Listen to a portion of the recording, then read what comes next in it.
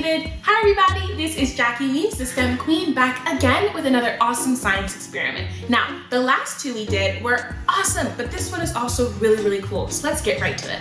Now, today's experiment is all about this white powder, and I want you guys to take a guess as to what it is.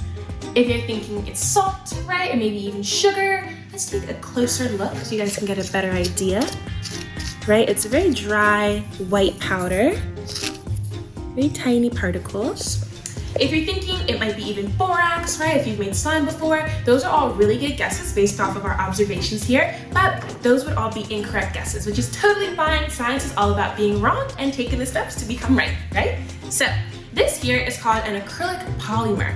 Now, polymers come in all different shapes and sizes, and they all have different kinds of functions, but this specific polymer is actually pretty similar to the one found in baby diapers. But it's really different in a very key way in that it has a cross-linking chain, and we're gonna come back to that in just a second so I can tell you a bit more about it after you see what it does. Now, let's take our acrylic polymer and check out some of its functions and what it's supposed to do by adding a little water to it, right? So we've got some water, and let's see what happens when we add it. Check it out. Whoa. Oh my gosh, look how much it grew. Wow. Look at that, it looks really different now, right? It's not tiny anymore. It's not as dry anymore. You can't even hear it, right? Cool. So, what happened here is our acrylic polymer is actually a super absorbent powder. So that means it can absorb up to 100 times its original volume.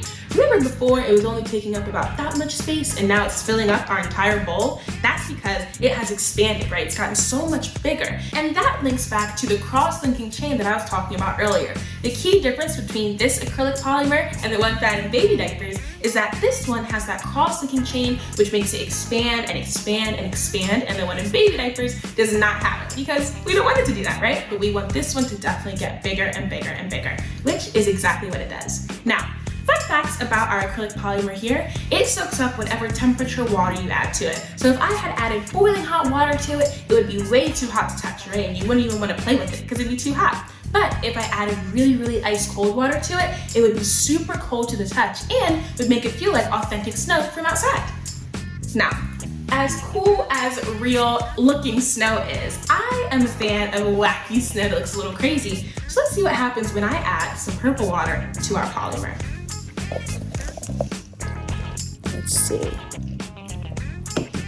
Whoa, look at that. Looks like we're getting purple snow. Isn't that amazing? Oh my goodness. I love the white snow, but this one is just so cool. Check that out. Wow. Amazing. Let's do the two. Here we've got our white snow and here we've got our purple snow. All made from an acrylic powder that has a cross-linking chain in it that makes it expand and expand and expand. And that's our science experiment for today. I hope you guys had a lot of fun and learned a whole lot with me, Jackie Meets the STEM Queen, and I'll see you in the next one.